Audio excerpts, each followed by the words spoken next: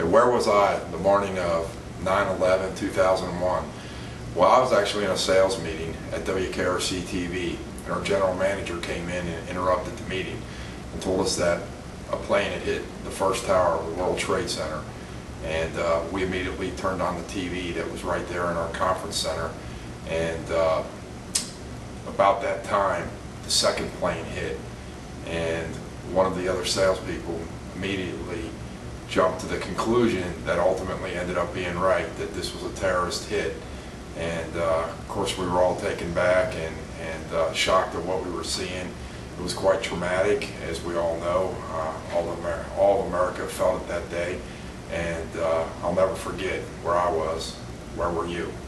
I was at work and I was watching TV, and I just couldn't believe what I was seeing. It was unbelievable to me that people could do what they did, and I kept thinking about all the families and all the stuff that happened, and I just watched it like everybody else through that whole morning, and even to this day I still cannot believe that that all happened, and it still really bothers me. On September 11th, I was a sophomore in high school, and I was sitting in religion class, and they had the news on, and we all sat in silence for the whole day and went to church and prayed, because I went to a Catholic school, and I was probably 15 at the time. It was 10 years ago. I can't even believe that. I was in South Carolina. We were having, I had been at work maybe for like a year, and we were just gotten bought out. And we were meeting all at this hotel, sales meeting, and we were all in the room. It was really early. Everybody was really tired. And, you know, somebody that worked at the hotel goes, you know, somebody just flew a plane into the World Trade Center, and you know, we were all looking at each other, didn't really know what to think, because we were kind of in the middle of work, and everybody kind of scrambled out and immediately got on their cell phones and started calling people. And you know, my boss didn't know what to do. He said, you know, everybody go home. And you know, I ran home and called my girlfriend at the time, and we just sat and just watched TV for all day long. 10 years, I can't believe that.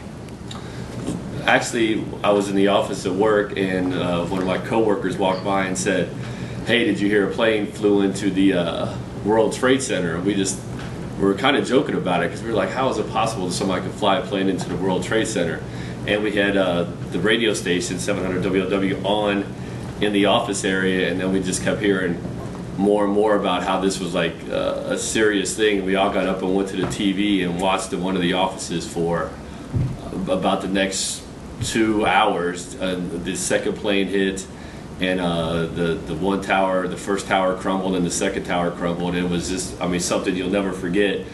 And actually, I was supposed to play at a golf outing that day, which still happened because it was something that people were already going to when the events took place.